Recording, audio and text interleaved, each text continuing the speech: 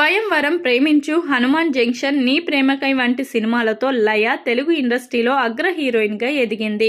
అయితే ఈ ముద్దుగుమ్మ సినిమాల్లోకి అనుకోకుండా అడుగుపెట్టింది. పిక్నిక్లో చూసి ఆమెను సినిమాల్లో తీసుకున్నారు. చిన్నతనంలోనే ఈ తారకు సినిమాల్లో నటించాలనే కోరిక ఉండకపోయేది కాదు. కానీ ఆమెనే ఫస్ట్ ఆఫర్ వెతుక్కుంటూ వచ్చింది. వచ్చిన అవకాశాన్ని చేజార్చుకోకుండా మంచిగా సద్వినియోగం చేసుకుంది. చివరికి స్టార్ హీరోయిన్గా తెలుగు ప్రేక్షకుల మనసులో నిలిచిపోయింది. లయ 1981 అక్టోబర్ 21న విజయవాడలోని ఓ బ్రాహ్మణ కుటుంబంలో జన్మించింది. విజయవాడలోనే చదువుకుంది. లయ తల్లి నిర్మల హైస్కూల్లో మ్యూజిక్ టీచర్గా పనిచేసేవారు.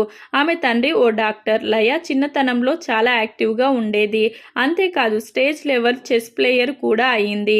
ఆపై హైదరాబాద్కు వెళ్లి క్లాసికల్ డ్యాన్సర్గా అనేక స్టేజ్ పర్ఫార్మెన్స్లు ఇచ్చింది. అయితే ఒకరోజు తన తల్లి స్కూల్ తరపున పిక్నిక్ పెట్టారు.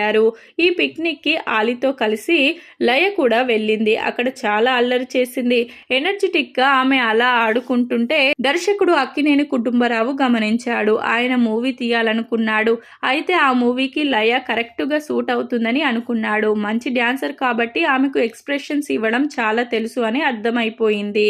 ఆమెకు సినిమా ఆఫర్ ఇస్తానని చెప్పగానే తల్లి సంతోషంగా ఒప్పుకుంది.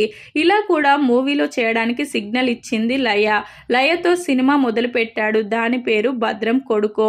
ఈ సినిమాలో అర్బన్ ఏరియాస్లో చిన్నపిల్లలు, పేద పిల్లలు చైల్డ్ లేబర్స్కి ఎలా గురవుతున్నారో చూపించారు. ఇందులో లయ చాలా బాగా నటించి గుర్తింపు తెచ్చుకుంది. పెద్దయిన తర్వాత ఆమె స్వయంవరం సినిమాతో హీరోయిన్గా తెలుగు వారికి పరిచయమైంది. ఈ అచ్చ తెలుగు అమ్మాయి నటించిన చాలా సినిమాలు ప్రేక్షకులను ఎంతగానో అలరించాయి.